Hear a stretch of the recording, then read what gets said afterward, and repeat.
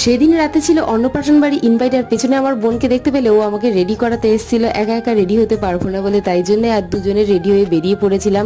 বেরোতে বেরোতে আমাদের 9টা বেজে গিয়েছিল, আর ওখানে গিয়ে ভেন্যু খুঁজে পাচ্ছিলাম না, তাই জন্য ওখানে পৌঁছতে 9:30 বেজে গেছিলো। আর এই হলো পুচকুটা, তো এখানে খালি গায়ে হয়ে আছে, এত গরম পড়েছিল আর কি বলবো, ওর গায়ে হয়তো জামা রাখতেই পারছিল না। আর এখানে ওর পিসি বারবার আইসক্রিম দিচ্ছিল, একটু জিভ দিয়ে চাটছিল। আর বাইরের ডেকোরেশনটা এরকম ছিল, এখানে সব স্টার্টারের কাউন্টারগুলো ছিল। তো আমি আর ও এখানে আইসক্রিম খাচ্ছিলাম, আর ওকে বলছিলাম আমার খুব খিদে পেয়েছে, তাই জন্য এখানে দাঁড়িয়ে দাঁড়িয়ে জায়গা খুঁজছিল, খাওয়ার জায়গা কোথাও ফাঁকা আছে কিনা।